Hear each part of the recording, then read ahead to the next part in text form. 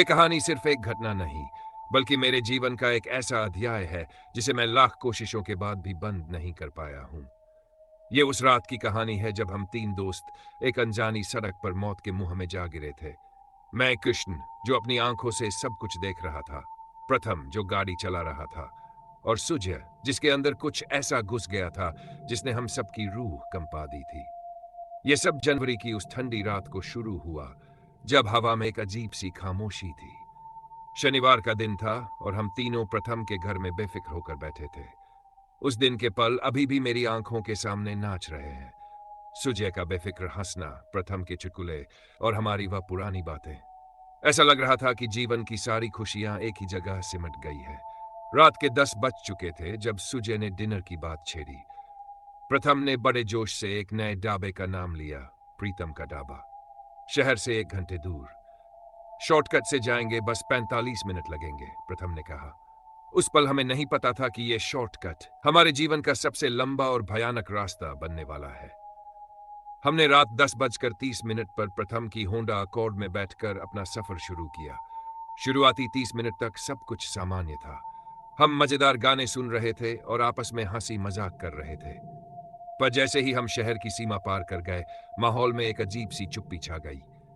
प्रथम ने एक सुनसान सड़क पर गाड़ी मोड़ दी। ये कौन सा रास्ता है, मैंने पूछा।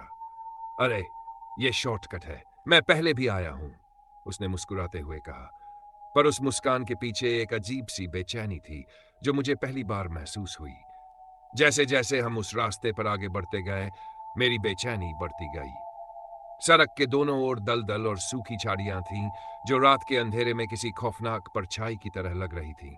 हवा में एक अजीब सी बदबू थी, जैसे किसी सड़े हुए मांस की हो। मैंने खिड़की का शीशा ऊपर कर लिया। मेरी घबराहट को भांपते हुए सुजय ने पीछे से मेरे कंधे पर हाथ रखा और फुसफुसा कर कहा, डर मत, सब ठीक है। उसकी आवाज में एक अजीब सी कंपन थी। मैंने मुड़कर उसे देखा। उसकी आंखें भी उस अंधेरे में चमक रही थी, लेकिन उनमें एक अजीब सा खालीपन था। 1 घंटा बीत चुका था, पर वह सड़क खत्म होने का नाम नहीं ले रही थी। मेरे दिल की धड़कनें तेज हो चुकी थी।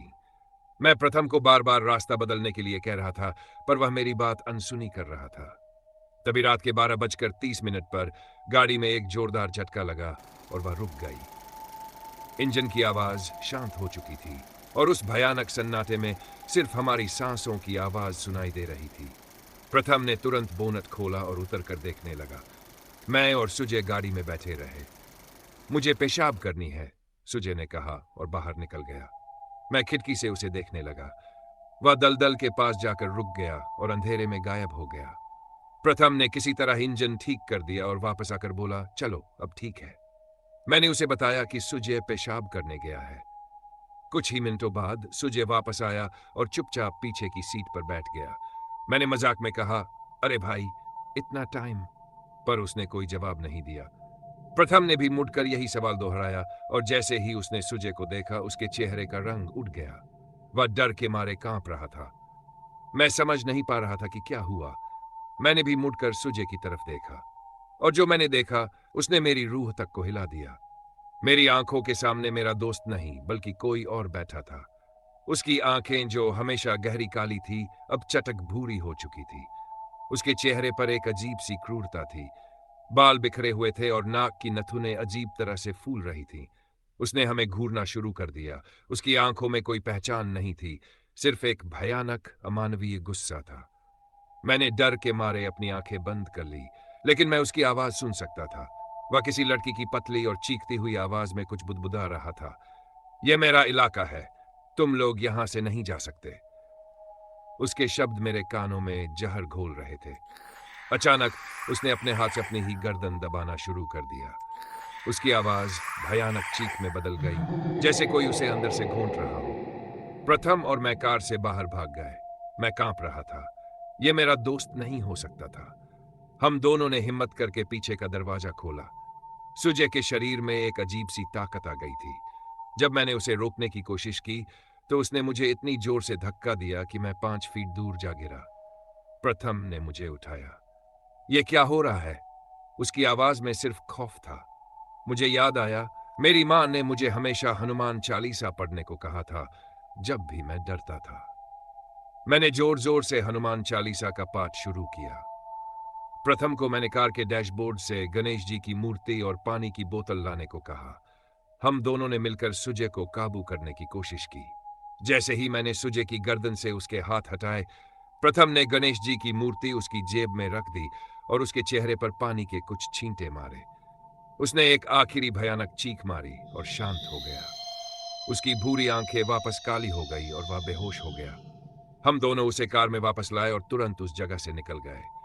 हम तब तक नहीं रुके जब तक प्रथम का घर नहीं आ गया। हमने सुजय को उसके कमरे में लेटा दिया।